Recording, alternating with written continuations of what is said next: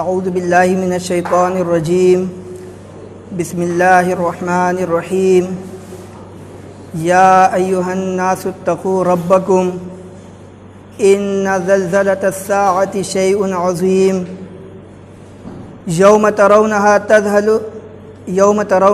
تذہل کل مرضعۃ عما ارضعت وتضع كل ذات حمل حملها وترى الناس سكارى وما هم بسكارى ولكن عذاب الله شديد وقال الله تعالى بسم الله الرحمن الرحيم يوم يفر المرء من أخيه وأمه وأبيه وصاحبته وبنيه لكل امرئ منهم يومئذ شأن يغنيه وقال الله تعالى بسم الله الرحمن الرحيم يود المجرم لو يفتدي من عذاب يومئذ ببنيه وصاحبته وأخيه وفصيلته التي تؤويه ومن في الأرض جميعا ثم ينجيه صدق الله العظيم رب اشرح لي صدري ويسر لي أمري واحلل عقدة من لساني يفقهوا قولي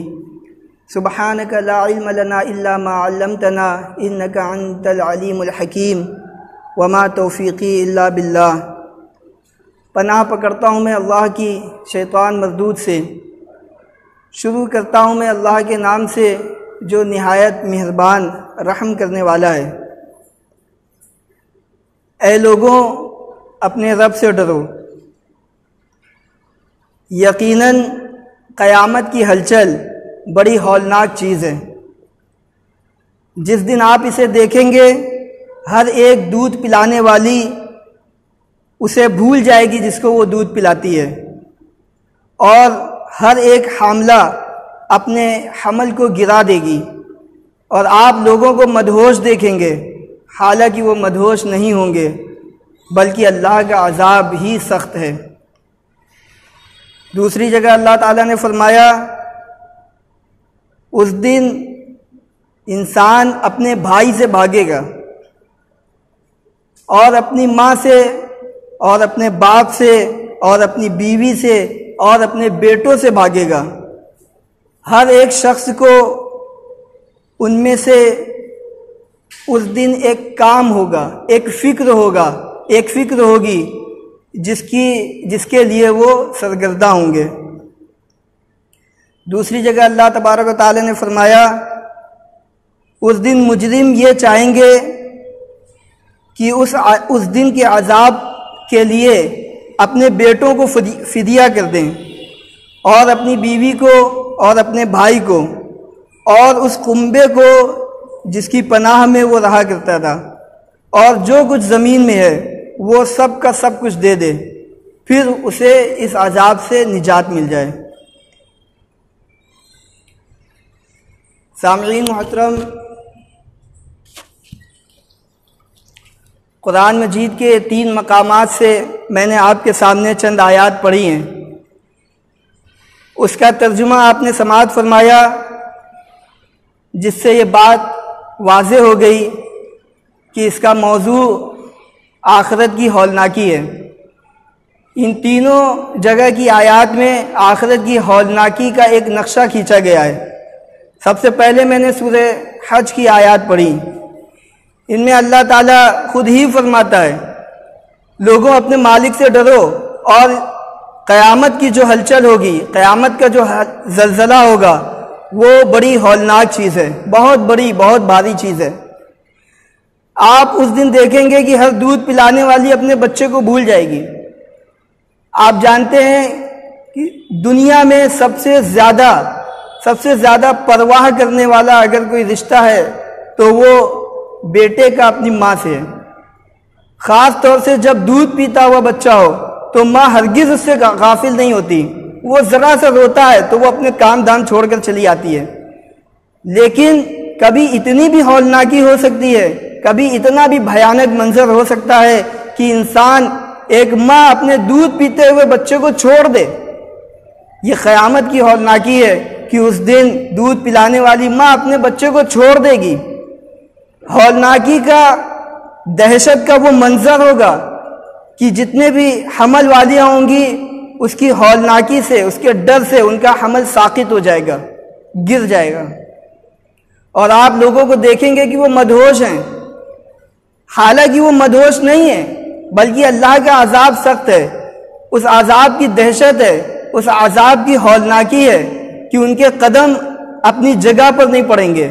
آپ دیکھیں گے تو آپ کو محسوس ہوگا کہ ان کے اوپر ایک مدہوشی طاری ہے، لیکن دراصل یہ مدہوشی نہیں ہوگی، بلکہ یہ اللہ کے عذاب کی وجہ سے یہ سب معاملہ ہوگا۔ دوسری جگہ جو میں نے آپ کے سامنے آیات پڑھی تھی، اس میں بھی بڑا عجیب معاملہ ہے، بہت قریبی رشتے جن کی پرواہ کرتا ہے انسان، ذرا سی کوئی پریشانی ہوتی ہے تو پیچھے کھڑا ہوتا ہے، اس کے تعلق سے اللہ تعالیٰ فرماتا ہے یوم یفر المرء من اخیہ، وہ دن ایسا ہوگا کہ جس دن انسان اپنے بھائی سے بھاگے گا، وَأُمِّهِ وَأَبِيهِ، اپنی ماں سے بھاگے گا اور اپنے باپ سے بھاگے گا، وَصَاحِبَتِهِ وَبَنِيهِ، اور اپنی بیوی سے بھاگے گا اور اپنے بیٹوں سے بھاگے گا، لِكُلِّ امْرِئٍ مِّنْهُمْ يَوْمَئِذٍ شَأْنٌ يُغْنِيهِ، ہر ایک کے لیے ایک فکر لاحق ہوگی جسے دور کرنے میں وہ لگا ہوگا، ہر آدمی کو اپنی پڑی ہوگی، وہ اپنے بھائی، اپنے بہن، اپنے باپ، اپنے ماں، اپنے بیٹوں کو، اپنی بیوی کو، بیوی اپنے شوہر کو بھول جائے گی، وہ سب بھاگیں گے ایک دوسرے سے، کیونکہ انہیں اپنی فکر ہوگی کہ میں کسی طرح سے بچ جاؤں۔ بات یہیں پر نہیں رکتی، اس کے آگے جو میں نے آیات پڑھی وہ اس سے بھی زیادہ سخت ہیں۔ اللہ تبارک و تعالیٰ فرماتا ہے کہ وہ دن ایسا ہوگا کہ جس دن مجرم یہ خواہش کریں گے، وہ یہ چاہیں گے کہ اس عذاب سے، آج کے دن کے عذاب سے بچنے کے لیے وہ اپنے بیٹوں کو فدیہ کر دیں، بیٹے عذاب میں جل جائیں لیکن میں بچ جاؤں۔ ظاہر ہے کہ ایک بڑی پریشانی کی وجہ سے یہ ان کے دل میں بات آئے گی، ایسی خواہش کریں گے، وہ چاہیں گے کہ فدیے میں دے دیں اپنے بیٹوں کو، وَصَاحِبَتِهِ وَأَخِيهِ، اور اپنی بیوی کو دے دیں اور اپنے بھائی کو دے دیں، وَفَصِيلَتِهِ الَّتِي تُؤْوِيهِ، اور اس کنبے کو جس میں وہ پناہ لیتے تھے، یعنی وہ کنبہ جو پوری عمر تک اس کو پناہ دیتا رہا، اس پریوار کے ساتھ وہ رہتے رہے، ان ساری چیزوں کو وہ چاہیں گے کہ فدیہ بن جائیں، یہ سب کے سب جہنم میں چلے جائیں اور میں بچ جاؤں۔ وَمَنْ فِي الْأَرْضِ جَمِيعًا، بات یہیں تک نہیں ہے، اللہ تعالیٰ فرماتا ہے کہ جو کچھ زمین میں ہے وہ سب کچھ چاہیں گے دے دیں، اپنے قریبی رشتہ دار، اپنا کنبہ، جو کچھ زمین میں میسر آ جائے، حالانکہ وہاں کچھ ہوگا نہیں، پھر بھی وہ چاہیں گے کہ کچھ بھی ہو وہ اسے دے دیں، ثم ینجی، پھر وہ اس سے چھٹکارا پالیں، نجات پالیں اس دن کی ہولناکی سے، اس دن کے عذاب سے۔ یہ قیامت کے دن کی ہولناکی ہے۔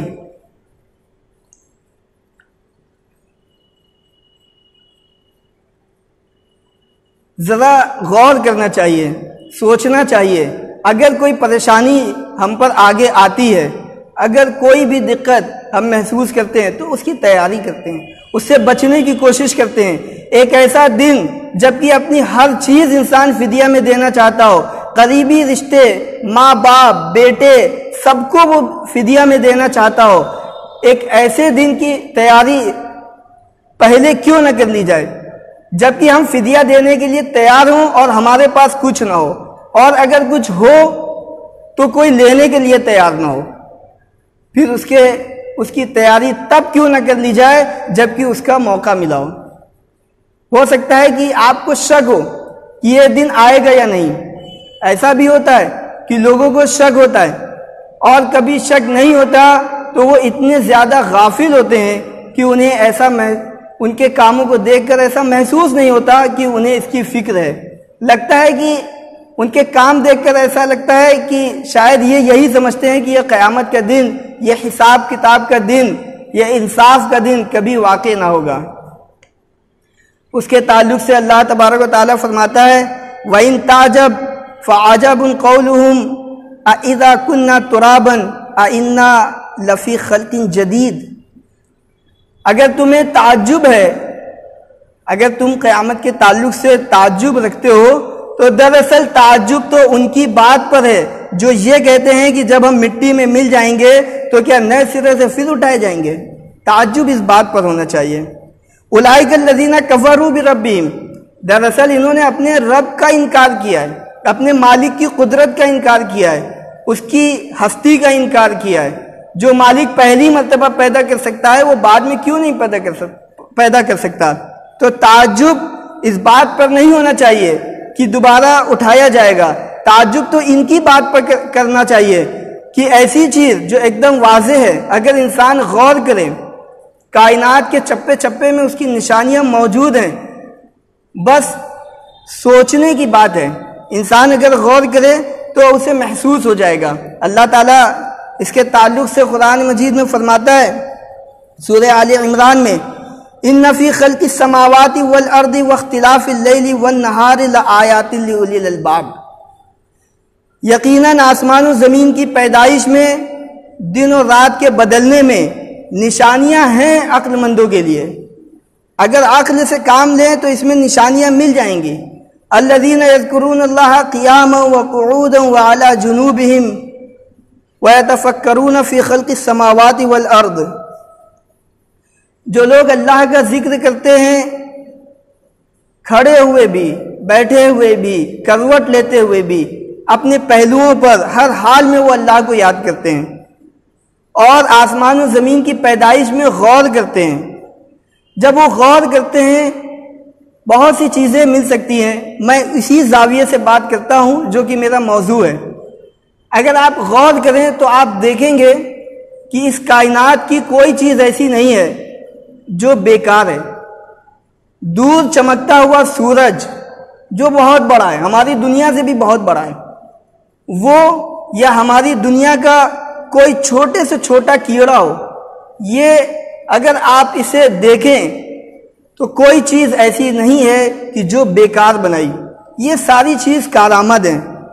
تو جب انسان غور کرتا ہے تو وہ پکار اٹھتا ہے، ربنا ما خلقت ھذا باطلا، اے میرے مالک، اے ہمارے مالک، تو نے ان چیزوں کو بیکار نہیں بنایا۔ جب ان چیزوں کو بیکار نہیں بنایا، ہم مزید اگر غور کریں تو یہ ساری کی ساری چیزیں انسان کو ڈائریکٹ یا انڈائریکٹ فائدہ پہنچاتی ہیں۔ یہ جو سورج ہماری پہنچ سے بہت زیادہ دور ہے، ہم اگر چاہیں تو اس تک پہنچ نہیں سکتے، لیکن اگر یہ سورج نہ ہو تو اس زمین پر ہماری زندگی ممکن نہیں۔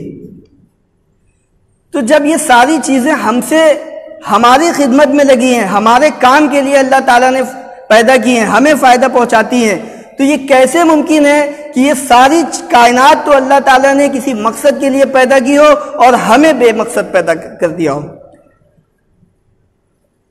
ہمیں یہ کیسے ممکن ہے؟ افحسبتم انما خلقناکم عبثا وانکم الینا لا ترجعون، اللہ تعالیٰ سورہ حشر میں فرماتا ہے کیا تمہیں ایسا گمان ہو گیا ہے کہ ہم نے تمہیں یوں ہی پیدا کر دیا ہے اور تمہیں ہماری طرف لوٹ کر نہیں آنا؟ یہ تو ممکن نہیں ہے۔ جب یہ ساری چیزیں کام کی ہیں، کسی مقصد سے ہیں، تو تمہارا بھی کوئی نہ کوئی مقصد ہونا چاہیے۔ جب وہ یہ سوچ لیتا ہے تو پھر وہ یہ کہتا ہے سبحانک فقنا عذاب النار، پاکی تجھی کو ہے، ہمیں آگ کے عذاب سے بچا لے۔ انسان مزید غور کرے تو یہ سمجھے گا کہ یہ جو ہم اچھا کام کرتے ہیں، یہ برا کام کرتے ہیں، اس کا نتیجہ برآمد ہونا ہے، اس کا سوال و جواب ہونا ہے، اس کے بارے میں پوچھ تاچھ ہونی ہے۔ تو جب یہ پوچھ تاچھ ہونی ہے تو اگر ہم غلط کام کرتے ہیں تو ہمیں سزا ملے گی، آگ کا عذاب ملے گا۔ تو انسان پکار اٹھتا ہے کہ ہمیں آگ کے عذاب سے بچا لے، اور وہ یہ کہتا ہے ربنا انک من تدخل النار فقد اغزیتہ، اے ہمارے مالک، بے شک تو نے جس کو آگ میں داخل کر دیا یقیناً اسے رسوا کر دیا۔ وما للظالمین من انصار، اور ظالموں کے لیے کوئی مددگار نہیں۔ ایک اور جگہ سورہ حج میں ہی اللہ تبارک و تعالیٰ فرماتا ہے یا ایھا الناس ان کنتم فی ریب من البعث، اے لوگوں اگر تمہیں اٹھائے جانے میں کوئی شک ہے، زندگی کے بعد دوبارہ اٹھائے جانے میں کچھ شک ہے، تو غور کرو ذرا اپنی پیدائش میں۔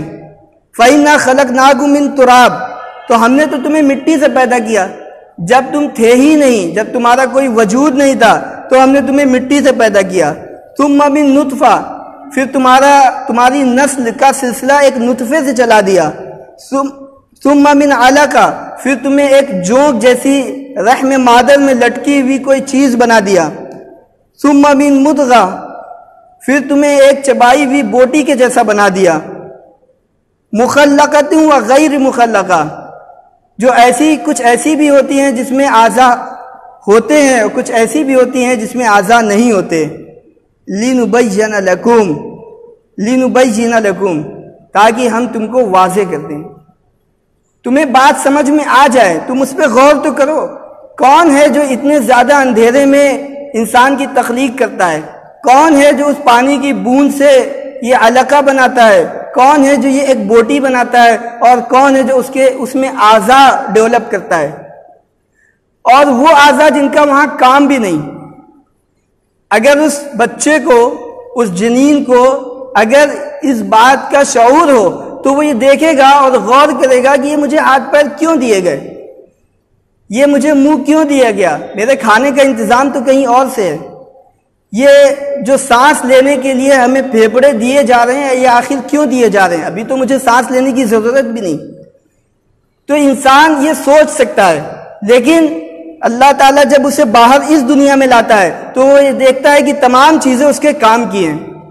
تو آپ غور کریے کہ کیا اس دنیا میں بہت سی چیزیں ایسی نہیں ہیں جو ہمارے اندر ہیں لیکن وہ کسی کی بھی چیزیں پوری ہوتی نہیں دکھتی.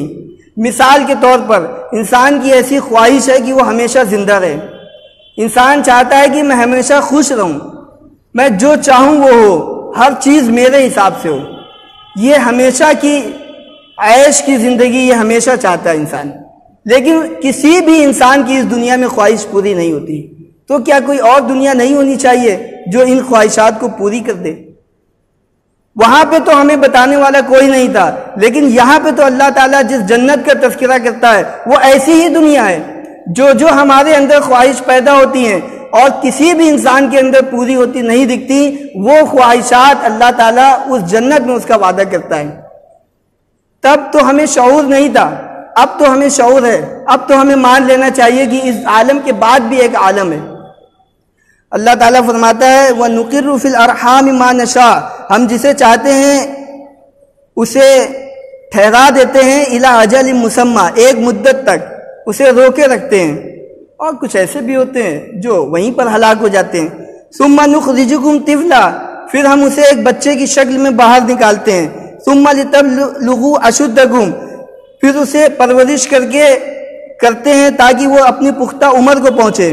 وَمِنْكُمْ مَنْ يُتَوَفَّى وَمِنْكُمْ مَنْ يُرَدُّ إِلَىٰ أَرْذَلِ الْعُمُرِ، اور تم میں سے کچھ ایسے بھی ہیں جنہیں وفات آ جاتی ہے، وہ جلدی فوت ہو جاتے ہیں، موت آ جاتی ہے. اور کچھ ایسے بھی ہیں جو بڑی حقیر سی عمر میں، ایسی عمر کہ لِكَيْ لَا يَعْلَمَ مِنْ بَعْدِ عِلْمٍ شَيْئًا، کہ انسان کو جاننے بوجھنے کے باوجود اسے کسی چیز کا ہوش نہ ہو. انسان کی یادداشت جاتی رہتی ہے، علم کے باوجود اسے کچھ یاد نہیں رہتا. تو ایک ایسی کمتر عمر تک بھی اللہ تعالیٰ پہنچاتا ہے. پھر اللہ تعالیٰ فرماتا ہے کہ یہی کیوں تم زمین کے تعلق سے کیوں نہیں دیکھتے؟ وَتَرَى الْأَرْضَ حَامِدًا، تم دیکھتے ہو کہ زمین ایک دم خشک ہے. فَإِذَا أَنزَلْنَا عَلَيْهَا مَاءً، تو ہم اس میں پانی اتارتے ہیں. اهتزت وَرَبَتْ، پھر وہ حرکت میں آتی ہے اور پھول جاتی ہے. وَأَنبَتَتْ مِنْ كُلِّ زَوْجٍ بَهِيجٍ، اور ہر طرح کی کھیتی اس میں وہ اگا دیتی ہے. جب اللہ تبارک و تعالیٰ خشک زمین کو زندہ کر سکتا ہے، جس میں کبھی سبزہ تھا یا نہیں تھا، وہ خشک تھی، اللہ تعالیٰ اس میں پانی برساتا ہے اور ہر طرح کے سبزے کو اگا دیتا ہے، تو انسان کو اللہ تعالیٰ مرنے کے بعد کیوں نہیں زندہ کر سکتا؟ ایک اور جگہ اللہ تعالیٰ فرماتا ہے فَسَيَقُولُونَ مَن يُعِيدُنَا، وہ پوچھیں گے کہ ہمیں کون دوبارہ زندہ کرے گا. قُلِ الَّذِي فَطَرَكُمْ أَوَّلَ مَرَّةٍ، آپ ان سے کہیے جس نے تمہیں پہلے پیدا کیا ہے، پہلی مرتبہ پیدا کیا ہے، وہ تمہیں دوبارہ پیدا کر دے گا. جس اللہ کے پاس اتنی قدرت ہے کہ تمہارا وجود نہیں تھا اس نے تمہیں پیدا کر دیا، تو وہ دوبارہ بھی تمہیں پیدا کر دے گا.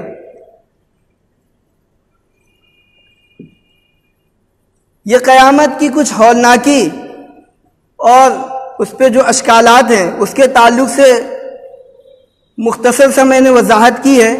اس کے بعد کچھ آگے کا مرحلہ بھی سمجھ لینا چاہیے. بات یہیں پر تھمتی نہیں ہے، اس کے بعد ہولناکی یہیں پر ختم نہیں ہوتی ہے، ابھی آگے کچھ اور ہے. اللہ تعالیٰ فرماتا ہے وَإِذَا الْجَحِيمُ سُعِّرَتْ وَإِذَا الْجَنَّةُ أُزْلِفَتْ، پھر دو ٹھکانے ہیں تمہارے. اور یاد کرو جب جہنم کو بھڑکا دیا جائے گا، جہنم کی آگ کو بھڑکا دیا جائے گا، اب وہ تیار ہے کہ اس میں اس کے اہل داخل ہو جائیں، اور جنت قریب میں لے آئی جائے گی تاکہ اس میں اس کے اہل داخل ہو جائیں۔ جنت اور دوزخ کا بھی معاملہ ہے، جہنم کی بھی بڑی ہولناکی ہے۔ اللہ تبارک و تعالیٰ فرماتا ہے وَإِذَا أُلْقُوا مِنْهَا مَكَانًا ضَيِّقًا، جب اس میں ایک بہت تنگ مقام پر، بہت تنگ جگہ پر وہ ڈال دیے جائیں گے، مقرنین، اس حالت میں کہ وہ بندھے ہوئے ہوں گے، جکڑ کر انہیں ڈال دیا جائے گا، دعوا ہنالک ثبورا، وہ وہاں موت مانگیں گے۔ انسان جب بہت زیادہ کرب میں، بہت زیادہ تکلیف میں ہوتا ہے، جب اسے بہت زیادہ درد ہوتا ہے تو وہ کہتا ہے کہ موت آ جائے اور اس تکلیف سے چھٹکارا ہو جائے۔ اس سے کہا جائے گا لا تدعوا اليوم ثبورا واحدا، آج ایک ہی موت کیوں مانگتے ہو؟ یہ تکلیف ابھی ختم ہونے والی نہیں ہے، ایک موت کی آرزو کیوں کرتے ہو؟ وَدْعُوا ثُبُورًا كَثِيرًا، بہت ساری موتیں مانگو، ایک موت سے کام چلنے والا نہیں، یہ تکلیفیں ایک موت سے ختم ہونے والی نہیں، اس میں تو ابھی بہت سی موتیں چاہیے۔ لیکن آپ کو معلوم ہے کہ وہاں پر موت نہیں آئے گی، موت نہیں آئے گی، بلکہ انسان کی تکلیف میں اضافہ ہوتا رہے گا۔ اللہ تعالیٰ فرماتا ہے کلما نضجت جلودہم بدلناہم جلودا غیرہا، جب تمہاری یہ کھالیں پک جائیں گی، یہی کھال جو ہوتی ہے اسی سے آگ محسوس کی جاتی ہے، جب یہ کھالیں پک جائیں گی، اب تمہیں لگتا ہے کہ یہ بھسم ہو گئی، اب شاید درد نہ ہو، اللہ تعالیٰ فرماتا ہے بدلناہم جلودا غیرہا، ہم دوسری جلدیں دے دیں گے، دوسری کھالیں دے دیں گے، لیذوقوا العذاب، تاکہ عذاب کو مزہ چکھتے رہو۔ یہ عذاب، یہ درد کبھی ختم نہ ہونے والا ہے، اور وہاں موت آنے والی نہیں۔ اللہ تعالیٰ فرماتا ہے کہ وہاں کی کیفیت تو یہ ہوگی ثم لا يموت فيها ولا يحيا، وہ نہ وہاں مریں گے اور نہ زندہ رہیں گے، وہ زندگی کہلانے لائق نہیں ہوگی، اور موت مانگیں گے تو موت نہیں آئے گی، وہ ہولناکی ہے۔ سامعین محترم، ضروری ہے کہ جب ان ہولناکیوں کا تذکرہ کیا تو کچھ جنت کا بھی تذکرہ کر دیا جائے۔ کم وقت کے تحت میں ایک ہی جگہ سے میں آپ کے اس کے تعلق سے میں تذکرہ کروں گا۔ جہنم کا ایک جگہ تذکرہ کرنے کے بعد اللہ تعالیٰ فرماتا ہے آپ ان سے پوچھئے، قل، ان سے پوچھئے اذالک خیر ام جنت الخلد التی وعد المتقون، کیا یہ بہتر ہے یا وہ جنت کہ جس کا پرہیزگاروں سے وعدہ کیا گیا ہے؟ کیا اس ہولناکی میں جانا چاہتے ہو، اس جہنم میں جانا چاہتے ہو، یا ایسی جنت میں جس کا پرہیزگاروں سے ڈر کر زندگی گزارنے والوں سے، گناہوں سے بچ کر زندگی گزارنے والوں سے، اللہ سے خوف کھانے والوں سے، جن کا ان سے جس چیز کا وعدہ کیا گیا ہے ایسی ہمیشگی کی جنت، کیا یہ بہتر ہے یا وہ جنت بہتر ہے؟ کانت لہم جزاء و مصیرا، ان کے لیے بدلہ ہے، یعنی اچھا بدلہ ہے اور ٹھکانہ ہے۔ لہم فیہا ما یشاؤون، لہم فیہا ما یشاؤون خالدین، اس میں ان کے لیے وہ سب کچھ ہے جو وہ چاہیں گے اور ہمیشہ کے لیے۔ ایک تو وہاں وہ ہمیشہ رہیں گے اور جو چاہیں گے وہ ملیں گے۔ وہی خواہش جو زندگی اس دنیا کی زندگی میں پنپتی ہے، وہی خواہش جو اس دنیا کی زندگی میں پنپتی ہے وہ وہاں جا کر پوری ہوگی، جو چاہیں گے وہ ملے گا اور ہمیشہ کی زندگی ملے گی۔ سورہ واقعہ میں اللہ تعالیٰ فرماتا ہے فی صدر مخدود، وہ بے کانٹوں کی بیریوں میں ہوں گے، یعنی ایسا پھل جس میں کانٹے ہوتے ہیں وہاں نہیں ہوں گے، وہاں تو صرف لذت ہی لذت ہوگی، کوئی تکلیف کوئی پریشانی نہیں ہوگی، ایسے بیر جس میں کانٹے نہ ہوں۔ وطلح مندود، ایسے کیلے جو طے بہ طے ہوں، آپ کو معلوم ہے کہ گچھے میں جو کیلے لگے ہوتے ہیں وہ بڑے خوبصورت دکھتے ہیں۔ وظل ممدود، دور تک پھیلا ہوا سایہ۔ وماء مسکوب، اور بہایا ہوا پانی۔ کبھی گرمی کا موسم ہو، کہیں جا رہے ہوں، دور تک پھیلا ہوا سایہ مل جائے تو بڑی راحت محسوس ہوتی ہے۔ ایک خوشنما منظر ہے، دور تک سایہ ہے اور پانی بہایا ہوا ہے، ایک اچھا منظر کشی کر رہا ہے اللہ تعالیٰ۔ وفاکہۃ کثیرہ، بہت سارے میوے ہیں، بہت سارے پھل ہیں کھانے کو۔ لا مقطوعۃ ولا ممنوعہ، ان کی صفت یہ ہے کہ وہ نہ کبھی ختم ہونے والے ہیں اور نہ منع کیے جانے والے ہیں۔ دنیا میں ہمارے پاس پیسے محدود ہوتے ہیں،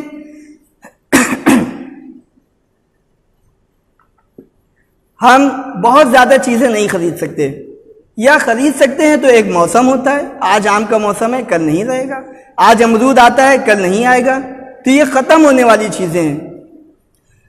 دوسری صفت یہ ہے ولا ممنوع، یہ بہت اہم صفت ہے کہ ان سے کوئی منع نہیں کرے گا۔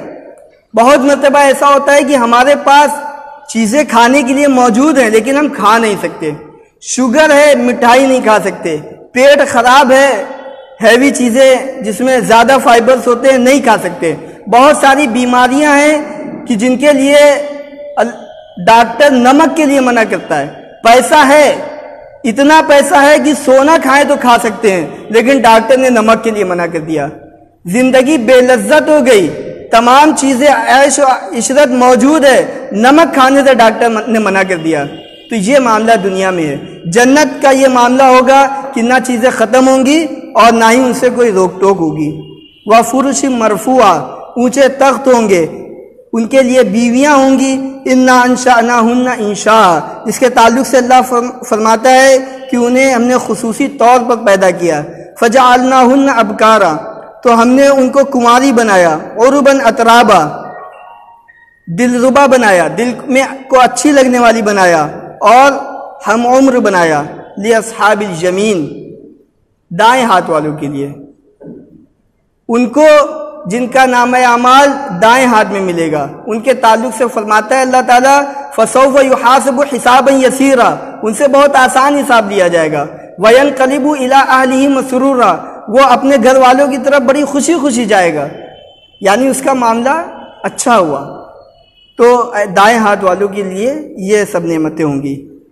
سورہ صافات میں ایسے ہی کچھ منظر کشی کے بعد اللہ تعالیٰ فرماتا ہے لِمِثْلِ هَٰذَا فَلْيَعْمَلِ الْعَامِلُونَ، ان چیزوں کے لیے عمل کرنا چاہیے عمل کرنے والوں کو۔ لوگ دنیا کا ہر آدمی کام کرتا ہے، اس کا ٹارگیٹ ہوتا ہے وہ صبح سے شام تک بہت محنت کرتا ہے، تو ان چیزوں کے لیے محنت کر لینی چاہیے۔ یہ ایسی چیزیں ہیں کہ ان کے لیے محنت کی جائے۔ دوسری جگہ اللہ تعالیٰ فرماتا ہے وَفِي ذَلِكَ فَلْيَتَنَافَسِ الْمُتَنَافِسُونَ، خواہش کرنے والوں کو ان چیزوں کی خواہش کرنی چاہیے۔ انسان اپنا ہدف بناتا ہے، اس کی اپنی خواہش ہوتی ہے، اور پوری زندگی بسا اوقات اپنی خواہش کو پوری کرنے کے لیے وہ لگا دیتا ہے۔ اللہ تعالیٰ فرماتا ہے کہ ان چیزوں کی خواہش کرنا چاہیے۔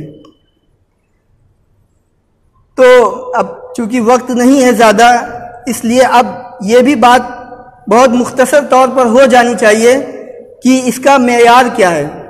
ظاہر ہے کہ میں ایک آدھ آیات میں اس کا اشارہ ہی دوں گا، تفصیلی بات تو پھر موقع رہا تو انشاءاللہ بات ہو جائے گی۔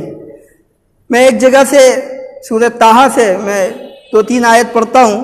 اللہ تعالیٰ نے فرمایا اِنَّهُ مَن يَأْتِ رَبَّهُ مُجْرِمًا، جو اپنے رب کے پاس مجرم بن کر آئے، مجرم کی حیثیت سے آئے، فَإِنَّ لَهُ جَهَنَّمَ، تو اس کے لیے جہنم ہے۔ جو جرم کر کے آئے گا، جو گناہ کر کے آئے گا، تو اس کے لیے جہنم ہے۔ لا يموت فیہا ولا یحییٰ، اس میں نہ وہ مرے گا اور نہ وہ زندہ رہے گا۔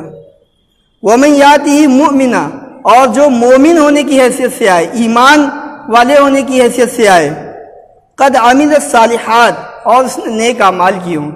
یعنی یہ معاملہ محض زبانی دعوے کا نہ ہو، بلکہ زبانی دعوے کی تصدیق کرتے ہوں اس کے اعمال، اس نے نیک اعمال کی ہوں، اس کے اعمال سے اس کے ایمان کا پتہ چلتا ہو۔ ایسے نیک اعمال جب اس نے کیے ہوں گے تو فَأُولَٰئِکَ لَهُمُ الدَّرَجَاتُ الْعُلَىٰ، تو ان لوگوں کے لیے بڑے اونچے درجات ہیں، ان کے لیے اچھے اچھے درجے، اونچے اونچے درجے ہیں اللہ تعالیٰ کے پاس۔ یعنی جنات عدن، ہمیشگی کے باغات ہوں گے، ہمیشہ رہنے والی جنت ہوگی۔ تجری من تحتها الانہار خالدین فیہا، ان کے نیچے نہریں بہتی ہوں گی جس میں وہ ہمیشہ ہمیشہ رہنے والے ہوں گے۔ وَذَلِكَ جَزَاءُ مَن تَزَكَّىٰ، اور یہ بدلہ ہوگا ان کا جو اپنے آپ کو ستھرا کریں۔ ایک اور جگہ اللہ تعالیٰ نے فرمایا فَأَمَّا مَن طَغَىٰ وَآثَرَ الْحَيَاةَ الدُّنْيَا، تو وہ لوگ جنہوں نے سرکشی کی، ایک حد اللہ تعالیٰ نے بنائی ہے انسانوں کے لیے، ان حدود سے وہ آگے بڑھ گئے، تو تو جو لوگ حد سے آگے بڑھے وہ آثر الحیات الدنیا اور دنیا کی زندگی کو ترجیح دی، آخرت کے مقابلے میں دنیا کو پسند کیا، اسی کے لیے کام کیا، فَإِنَّ الْجَحِيمَ هِيَ الْمَأْوَىٰ، تو ان کا ٹھکانہ جہنم ہے۔ وَأَمَّا مَنْ خَافَ مَقَامَ رَبِّهِ وَنَهَى النَّفْسَ عَنِ الْهَوَىٰ، اور جو اپنے مالک کے سامنے کھڑا ہونے سے ڈرے، جسے اس بات کا احساس ہو، جو یہ سوچ کر کانپتا ہو کہ ہمیں اپنے اللہ کے سامنے کھڑے ہونا ہے، حساب دینا ہے، اس بات سے وہ ڈرے، پھر اپنی خواہشات کو روکے رکھے، غلط کاموں سے اپنے آپ کو روکے رکھے، فَإِنَّ الْجَنَّةَ هِيَ الْمَأْوَىٰ، تو جنت اس کا ٹھکانہ ہے۔ تو یہ چند اشارات میں نے آپ سے کیے کہ یہ طرز عمل ہوگا، کیا کیا کرنا ہے، اس کی پوری تفصیلات قرآن میں موجود ہے۔ جس کا طرز عمل اس طرح کا ہوگا اس کے لیے جہنم ہے، اور جس کا طرز عمل اس طرح کا ہوگا اس کے لیے جنت ہے۔ یہ دو جگہ سے میں نے اشارہ کیا۔ اب میں آخر میں ایک آیت پڑھوں گا، استجیبوا لربکم من قبل ان یاتی یوم لا مرد له من اللہ۔ اگر قیامت کی ہولناکی سے اور جہنم کی ہولناکی سے کچھ ہوش آتا ہو، جنت کے بارے میں سن کر کچھ تڑپ محسوس ہوتی ہو، تو اللہ تعالیٰ فرماتا ہے استجیبوا لربکم، اپنے رب کی بات مانو، اپنے مالک کی بات مانو، ابھی وقت ہے، یہ مہلت ابھی ہے، انسان کی موت آنے تک مہلت ہے، موت آئی آنکھ بند ہوئی کہ یہ مہلت عمل ختم ہو گئی۔ تو اللہ تعالیٰ فرماتا ہے استجیبوا لربکم من قبل ان یاتی یوم لا مرد له من اللہ، اپنے رب کی بات مانو اس سے پہلے کہ وہ دن آ جائے جس کو کوئی لوٹانے والا نہیں۔ ایک ایسا دن آ جائے گا جب کہ یہ مہلت ختم ہو جائے گی، اس دن کو بھی کوئی پھیرنے والا نہیں، تو اس دن کے لیے، اس دن سے پہلے اپنے رب کی بات مان لو۔ ما لکم من ملجأ یومئذ وما لکم من نکیر، اس دن تمہارا کوئی ٹھکانہ نہیں ہوگا اور کوئی بھی اس کا انکار کرنے کی جرت نہیں کرے گا۔ تو اللہ تبارک و تعالیٰ سے دعا ہے کہ اس سے پہلے ہمیں اور آپ کو توفیق عطا فرمائے کہ ہم آخرت کی فکر کریں، اس کی تیاری کریں، اس سے پہلے کہ ہماری مہلت عمل ختم ہو جائے، وہ دن آ جائے کہ جس دن کو کوئی لوٹانے والا نہ ہو، اس دن سے پہلے ہم فکر کریں، آخرت کی تیاری کریں۔ وآخر دعوانا ان الحمد للہ رب العالمین۔